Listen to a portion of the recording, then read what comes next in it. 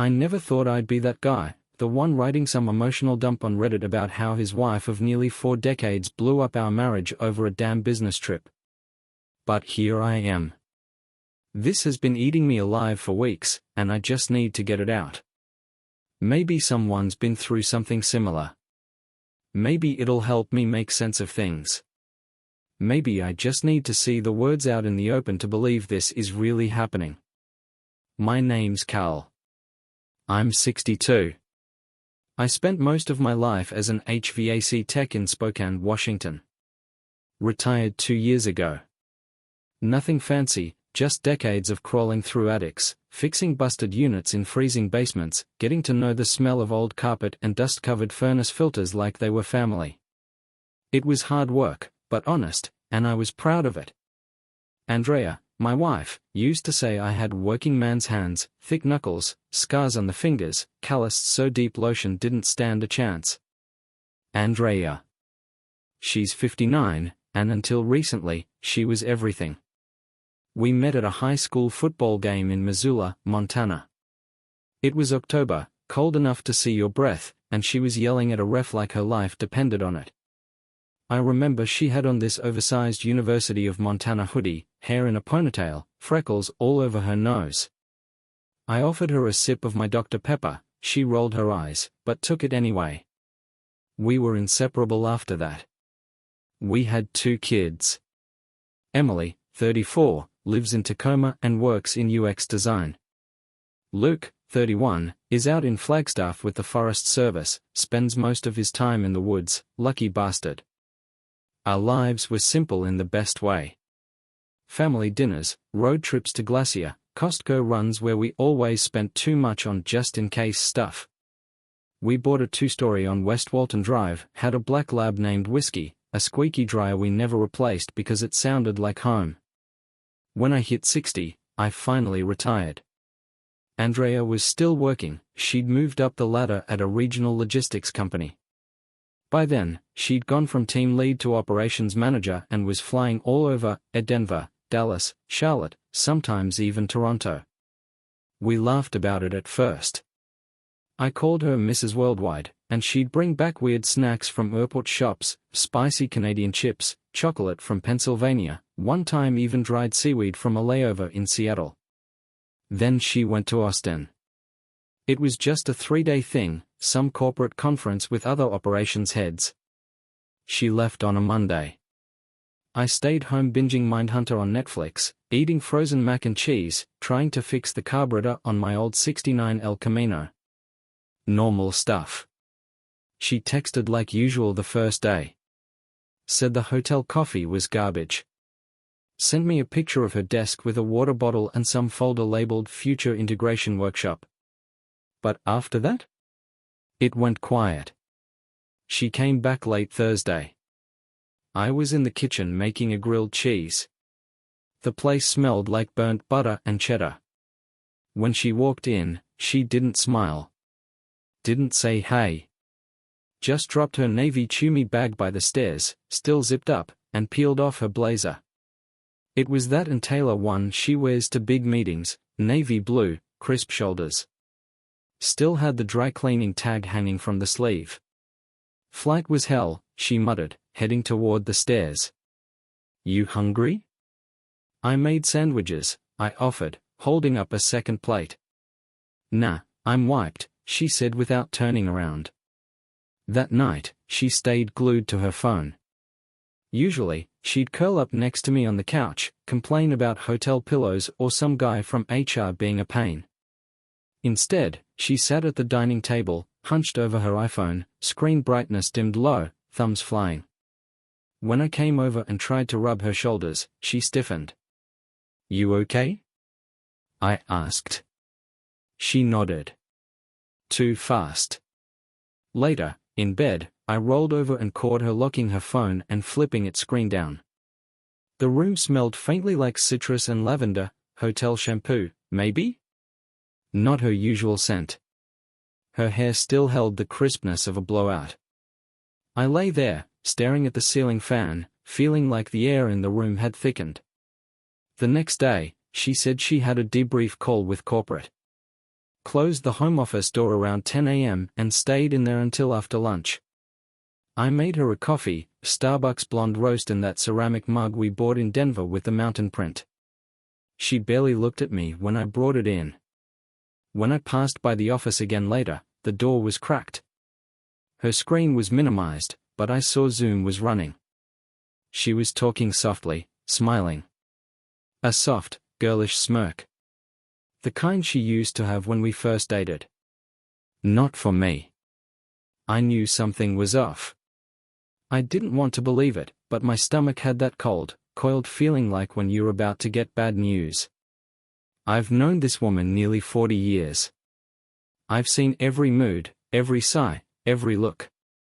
And this? This was someone else. A stranger in my house wearing my wife's clothes. I didn't say anything. Not that day. Not the one after. But every second I waited, it felt like something inside me was cracking, slow and quiet like ice underfoot. I wasn't ready to confront it. But I couldn't pretend either. I kept telling myself maybe I was just being paranoid. Maybe she was tired, maybe the trip had rattled her more than she let on. But every small detail started building a case against her in my head. Saturday morning, I woke up early. The house was quiet, the kind of still that feels eerie, not peaceful. I padded downstairs in my socks, made a pot of coffee, same old Folgers from the red tub, and sat at the kitchen table staring at the grain in the wood, like it was gonna give me answers. The sun was just rising, casting that amber light through the window above the sink. Dust floated in the air, catching the light like snow. Andrea came down half an hour later, still in that oversized mariner's sweatshirt she's had since '98. Hair tied up in a messy bun. No makeup. I thought for a second maybe I was overthinking it. Maybe this was still my wife. But then her phone buzzed on the counter. She flinched. I mean really flinched, like someone had slammed a door. I looked at her. She looked at me. Then she grabbed the phone and turned its screen down. Again. That was it. That was the moment something inside me switched. I didn't say a word. I just stood up, walked out into the garage, and sat behind the wheel of the El Camino. I didn't start it. Just sat there, hands on the steering wheel, heart pounding like I'd run a mile.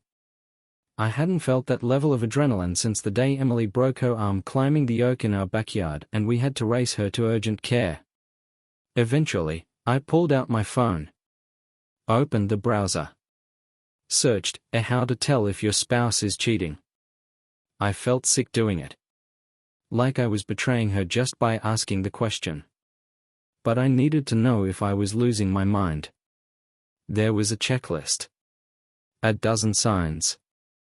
Hiding their phone? Check. Emotional distance? Check. Sudden uptick in work trips, vague stories, smiling at messages they won't explain? Check, check, and hell yes, check. I spent the next few hours pacing. I didn't eat. Couldn't. My stomach was in knots.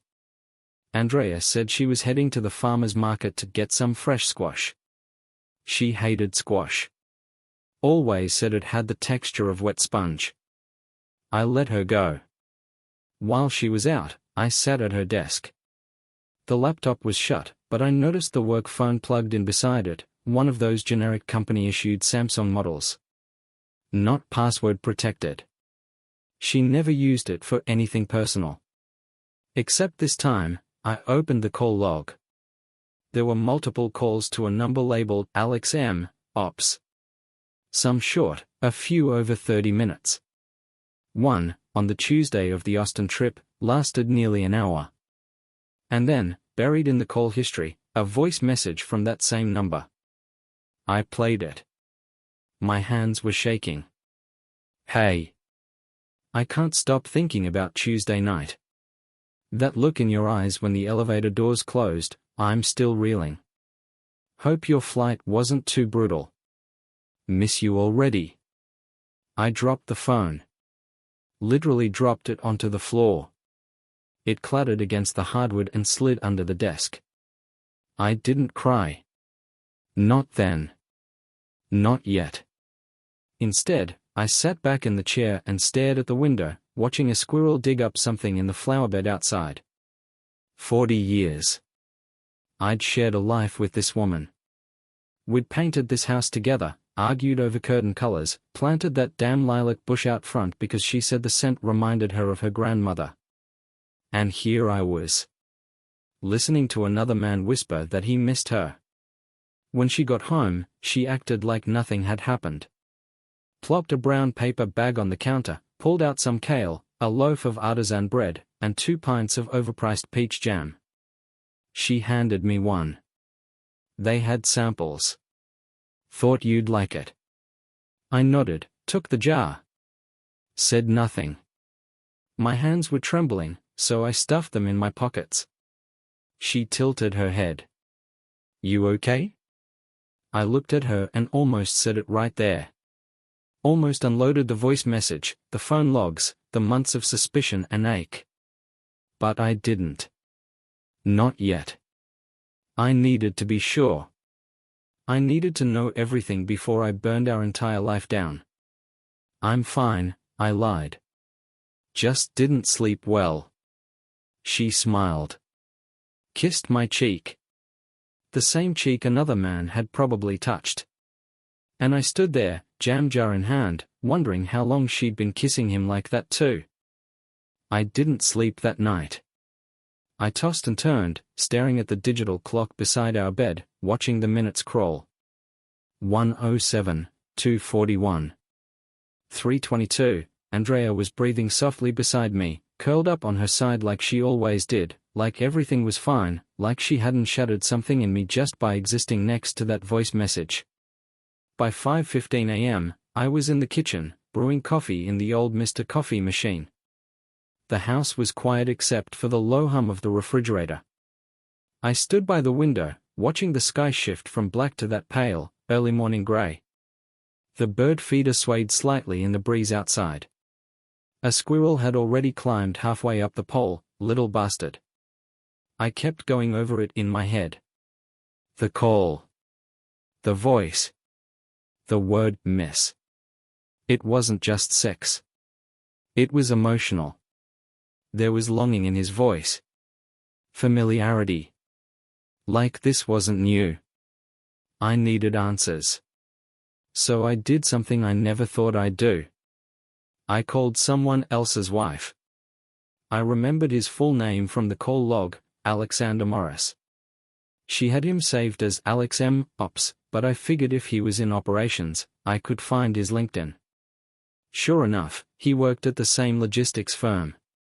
His profile was full of company jargon and team-building buzzwords, but it listed his location at Boise, Idaho. I scrolled down. Married to a Christine Morris. I found her on Facebook. Her profile was public enough to show she worked at a local public library, had 2 kids, and posted photos of their recent trip to Yellowstone. Her bio read, Mom. Wife. Book nerd. Trying my best. Something about that last line hit me harder than I expected. I hesitated, then clicked message. It took me over 20 minutes to write something simple. Hi Christine. This is going to sound strange. I think our spouses are having an affair. I'm sorry. I stared at it. Then I hit send. My hands were shaking. Andrea came downstairs an hour later wearing leggings and a grey quarter zip. Her hair was damp. She smelled like coconut shampoo and peppermint body wash. I remember because the mix was oddly soothing and infuriating. Morning, she said, grabbing the coffee pot. You up early. Couldn't sleep. She gave me a concerned look. Everything okay? I nodded, too tired to lie convincingly. That's when her phone buzzed on the counter. A message. Just a name, Alex. She snatched it up faster than I could blink, turned away slightly, and typed something back without saying a word. I felt something inside me snap. I didn't say anything right then. I couldn't. But I went back to the garage, sat in the car again, and waited for Christine to reply. She messaged me at 2:37 p.m. Hi Carl. I've suspected something too. I found texts last month. I confronted Alex and he swore it was over. I didn't believe him. Thank you for reaching out. I stared at the screen, stunned. Somehow, having someone else confirm it made it worse. It wasn't paranoia. It wasn't imagination. It was real. I have a voicemail from him to Andrea, I wrote. From this week. Can you send it? I did. A minute later, oh my God. Another, I want to talk. Please. We agreed to speak later that night. I waited until Andrea said she was going to take a bath, something she rarely did. Then I slipped back into the garage and sat in my truck with the door shut and my phone on speaker. Christine's voice was shaky, but calm. He called her his angel once, she said. I saw it in a text. I felt like I was going to be sick. She's not the kind of woman who does this, I said, not even knowing who I was trying to convince. She volunteers at the shelter. She remembers everyone's birthdays. She makes chili from scratch. Christine was quiet for a moment. People change, she said. Or maybe they were always this way and we just didn't want to see it. That hit harder than it should have. She told me about their recent fights. About how Alex had started sleeping with his phone under his pillow. About how he'd become distant, more impatient with their kids, less present. I told her about the message. About the sudden silence after Austin. About how Andrea hadn't looked at me the same since. I'm going to leave him, Christine said finally. I already packed a bag. I didn't know what to say. I admired her clarity. Her strength. Meanwhile, I was still stuck in limbo, paralyzed by the weight of almost 40 years. You okay? She asked. I don't think I've been okay since she walked through the door that Thursday night. After we hung up, I sat in the truck a while longer, watching the condensation form on the windshield. I thought about what it would mean to leave. To split up everything we'd built. The house. The memories. The kids. The life. Then I thought about how Andrea looked when she read his message that morning. The softness in her eyes. The way she bit her lip. That wasn't for me. I knew I couldn't stay in limbo forever. The time for pretending was over. The next morning, I didn't even try to fake normal. I sat at the table with a mug of lukewarm coffee, still wearing my flannel pajama pants and a faded WSU Cougars t-shirt. I hadn't showered. I hadn't slept much either. Andrea walked in, already dressed in a maroon blouse and black slacks, her usual Zoom-friendly from the waist-up outfit. She poured herself a glass of water and didn't say a word. The silence between us had changed. It used to be companionable, easy. Now it was stiff, like furniture wrapped in plastic, present but unusable. I watched her stir her glass absently with a metal straw. She glanced at her phone again. I could see her thumb hover over the screen before she turned it face down on the counter. I didn't say anything until she reached for her laptop. We need to talk, I said. She froze. Turned slowly. Her face didn't show surprise, just resignation. Okay, she said, voice low. No. Yeah. No. She sat across from me. Her knees brushed the underside of the table. The air between us felt heavy, dense. Like the room itself knew something was coming. I know about Alex, I said. Her lips parted slightly. Her shoulders dropped just a fraction of an inch. She didn't deny it. Didn't ask what I was talking about. That was all I needed to know. I heard the voicemail. I saw the calls. I talked to Christine. Now she looked shaken. She opened her mouth, then closed it. Her eyes darted around like she was looking for a script, something to grab onto. I didn't plan for it to happen, she said finally, voice shaking. It wasn't supposed to. Don't, I said, sharper than I meant. Don't tell me it just happened. This isn't a movie. I'm sorry, Cal, she whispered, tears already forming. I didn't mean to hurt you. You didn't just hurt me, I snapped. You lied to me. You slept next to me while messaging him. You kissed me and pretended nothing was wrong. You let me make you coffee while he was sending you love notes. She covered her face with her hands.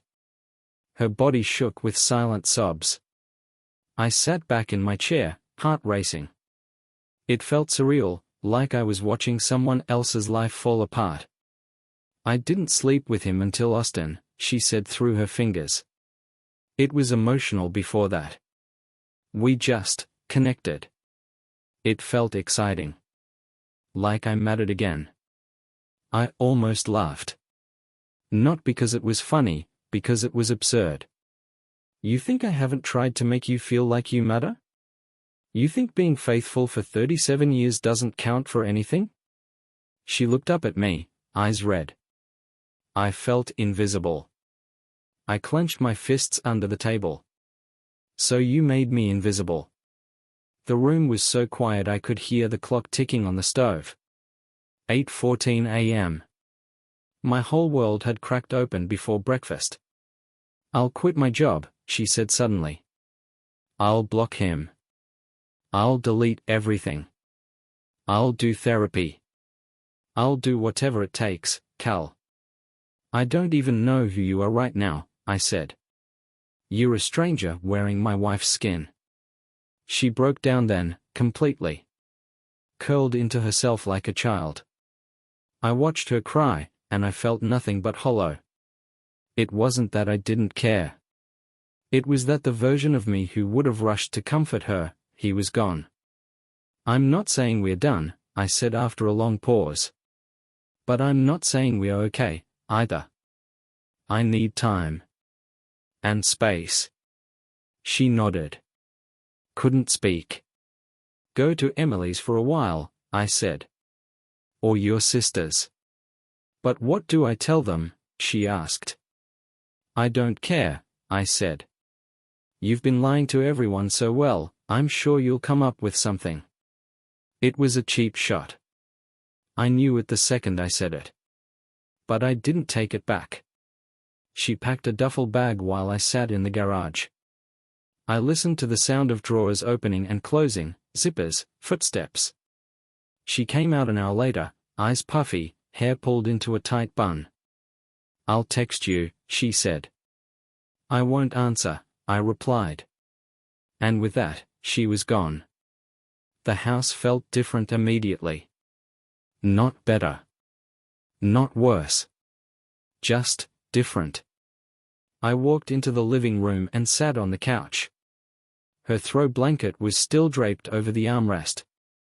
The scent of her lotion lingered faintly in the air, citrus and vanilla. I stared at the blank TV screen and saw my reflection. I looked tired. Older. A little broken. I picked up the remote, turned on the news, then muted it. The images changed, but I wasn't watching. My mind was elsewhere. Playing back every moment from the past month like a tape I couldn't stop rewinding. I didn't know what tomorrow was going to look like. But I knew this much, whatever came next, I wasn't going to let myself be lied to again. The first night without Andrea in the house was like trying to sleep inside a museum after hours. Quiet. Echoing. Unnatural. I lay in bed staring at the ceiling, listening to the creaks and groans of the house like they were trying to talk to me. Her side of the bed was still dented from the night before. The sheets smelled like her lotion. I rolled away from it, but the scent lingered. The next morning, I found myself pouring 2 cups of coffee before I realized I was alone. I dumped one out. It splashed too hard into the sink and burned my hand. I didn't even curse, just stood there watching the brown swirl disappear down the drain. The day dragged. I tried to focus on small things, organized the tool shelf in the garage, finally fixed the rattling cabinet hinge in the bathroom, took Whiskey's old collar out of the drawer and cried for 10 solid minutes over a dog that had been gone 6 years. Everything in this house had a memory. And right now, every single one felt like a punch to the gut. Around lunchtime, I got a text from an unknown number. Simple and cold. "This is Alex. I assume you know. Don't contact my wife again." I stared at it for a while. My fingers hovered over the keyboard. I typed and deleted 3 different versions of Go to Hell before locking the phone and tossing it across the couch. He had no right. None. Later that day, Christine called. She sounded exhausted. "I left," she said. "Packed a suitcase and took the kids to my sister's. He begged me to stay. I didn't." "Good," I said, meaning it. We talked for almost an hour. She told me Alex had lied to her face for months. Said he was working late, traveling for work that never happened, even used the same damn hotel in Austin more than once. He booked 2 rooms, she said. But only used one. I felt something ice cold settle in my chest. "You know," she added, "he's done this before. A few years ago. I thought we were past it." I was wrong. I told her I was still figuring out what to do. That Andrea had left, but I hadn't made any decisions yet. "You don't have to decide today," Christine said gently. "But you deserve better." "So do I." We hung up, and I sat on the front porch for a while. The breeze was cool, the sky overcast, the scent of damp leaves rising from the yard. Fall had fully arrived in Spokane. It used to be my favorite time of year, bonfires, sweatshirts, chili simmering on the stove. Now it just felt like something was dying. That evening, Emily called. Andrea hadn't told her anything yet, just said she was taking some time away to think. Emily was suspicious. "Dad, is everything okay?" she asked. I paused, trying to find a version of the truth I could live with. "Your mom and I are working through something," I said. "I'll explain when I'm ready." She didn't push. She's always been like that, gentle, curious, but respectful. Still, her voice sounded tight, like she knew more than I was saying. After the call, I made myself dinner, reheated lasagna from the freezer. The kind we used to joke about because the noodles always came out too soggy. I ate it in silence, the kitchen dim except for the under-cabinet lights casting long shadows. Around 9 p.m., Andrea texted me. "I'm sorry for everything. I love you. I'm here if you want to talk." I stared at it. No punctuation could make that message feel real. Not now. Not after the lies. Not after the voice messages, the stolen glances, the hotel sheets. I didn't reply. Instead, I got up, turned off the lights, and walked through the house, room by room. I looked at the photos on the wall, us at Glacier National Park, the kids on Christmas morning in matching pajamas, Andrea holding a sparkler on the 4th of July. They felt like snapshots from someone else's life. Then I came to the hallway closet. Top shelf. Old photo albums, the kind with plastic sleeves and handwritten dates. I pulled one down and flipped through it, looking for something, maybe a moment when I could see it in her eyes, the beginning of the end. But all I saw were smiles, beach towels, birthday candles, and 35 years of believing. It made me want to scream. Or cry. Or both. Instead, I sat down on the floor and stayed there. 4 hours. And in that silence, one truth rang louder than anything else: the version of Andrea I fell in love with might still exist, somewhere. But the woman I was married to now? She made a choice. And I wasn't sure I could live with it. 2 days passed. I didn't respond to Andrea's text. I couldn't. Every time I picked up my phone, I'd stare at her name on the screen and feel like I was drowning in cement. I wasn't ready. Maybe I never would be. On the third morning, I woke up early, the kind of early where the world still feels half asleep. I threw on jeans and a hoodie, grabbed my keys, and drove. No destination in mind. I just needed to move. I ended up at Riverfront Park, near the suspension bridge. It was cold, gray skies, light wind, the smell of wet pine needles in the air. I sat on a bench and watched the river roll past, the water dark and fast from recent rain. I kept thinking about all the years Andrea and I spent walking this park. Pushing strollers. Holding coffee cups. Talking about the kids' school plays, new recipes, bills, the future. None of those conversations had prepared me for this. I don't know what made me do it, but I opened her message and typed back. We need to talk. Come by tonight. She replied within minutes, I'll be there at 7. The rest of the day was a blur. I couldn't focus on anything. I tried to read, picked up that copy of The Old Man and the Sea on the nightstand, but gave up after 2 pages. Ended up cleaning the entire house instead. Scrubbed the baseboards. Vacuumed places no one sees. I even organized the junk drawer. At 6:58, headlights pulled into the driveway. I heard the car door shut. Then the sound of boots on the porch. She knocked. I opened the door. Andrea looked different. Not in some dramatic, new haircut kind of way, but softer. Pale. Her eyes were red like she hadn't slept. She wore a wool coat over a navy sweater, jeans, and flats. No makeup. No jewelry. She stepped in and took a breath like she was about to dive underwater. Thanks for letting me come, she said quietly. I nodded. Let's talk in the kitchen. We sat across from each other at the table. 2 mugs between us, mine with black coffee, hers untouched. I waited. Let her speak first. I don't expect forgiveness, she started. But I need to explain. Not to excuse it, just to tell you the truth. I braced myself. She talked. Said it started 6 months ago. At first it was just friendly, late-night work chats, shared frustrations. Then came the jokes. The compliments. The inside references.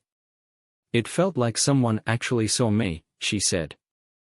I bit my lip hard enough to taste blood. She told me the physical part happened in Austin. She said it was once. But then admitted they kept talking after. More calls. More messages. She didn't know if it would have happened again. I was selfish, she said, voice cracking. I got caught up in something I thought I could control. I stared at her. How long were you going to keep lying? I asked. She looked down. I don't know. Maybe forever. Until you found out. I was terrified. Of me? I scoffed.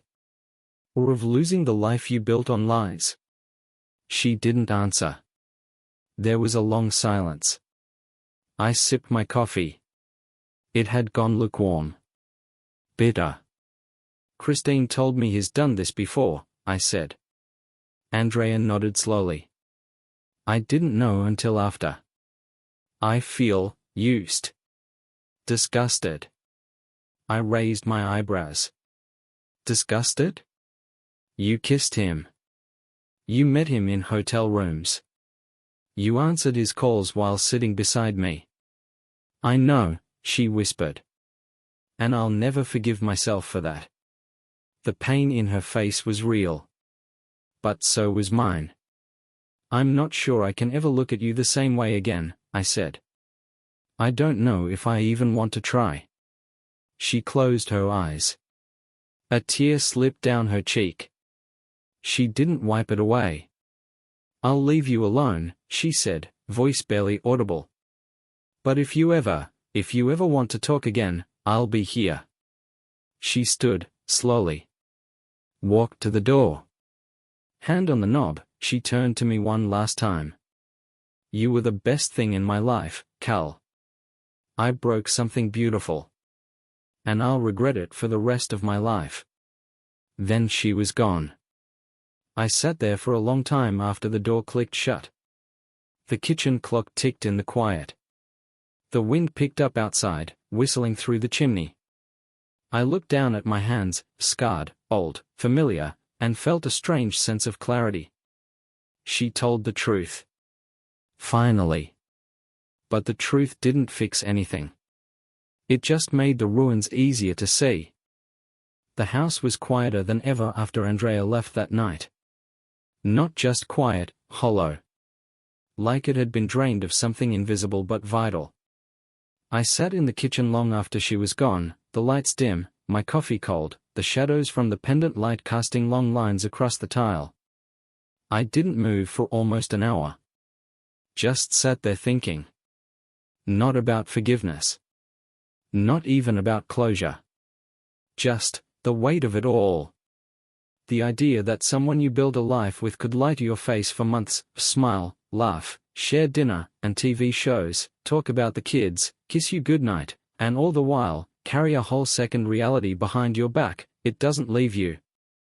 It stains everything. I went upstairs and crawled into bed alone. Her pillow still smelled like her shampoo. I turned it over. That night, I dreamed of nothing. Just blackness. When I woke, the sun was peeking through the blinds, but it didn't feel like morning. It felt like I'd aged 10 years in my sleep. Around noon, I called Emily. She picked up right away. "Hey, Dad." Her voice was soft, cautious. She knew something was wrong. I didn't know how to say it, so I just did. "Your mom cheated." Silence. I heard her breathe, once, sharp and fast, like someone punched her in the gut. "Are you serious?" I told her everything. Not every graphic detail, but enough that she'd understand it wasn't a one-time mistake or some fluke. I explained how I found out, what Andrea had admitted, how she was now staying away while I sorted things out. "I'm so sorry," she said, her voice cracking. "Jesus, Dad. I don't even know what to say." "You don't have to say anything," I replied. But she did. "I had a weird feeling," she said quietly. "The way she was acting last time we FaceTimed, she looked off. I should have asked." "This isn't your fault." "I know. I hate that you're going through this." I thanked her, and we talked for a little while longer. She promised to visit soon. That helped. A little. That evening, I went out for the first time in a week. Just a walk. Nothing dramatic. The air was crisp, fall hanging in the trees, the smell of wood smoke somewhere nearby. I passed the little bookstore Andrea and I used to visit on weekends, the Thai place where we had our 25th anniversary dinner. Everything looked the same. But nothing felt the same. I realized I had a choice.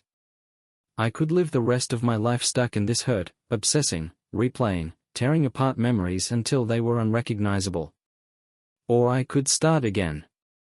Not with someone new. Not yet. Maybe not ever.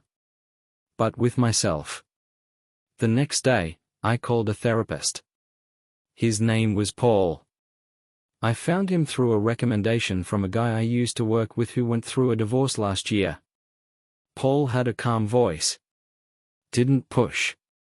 Just listened. We set up our first appointment for the following Monday. Then I did something even harder.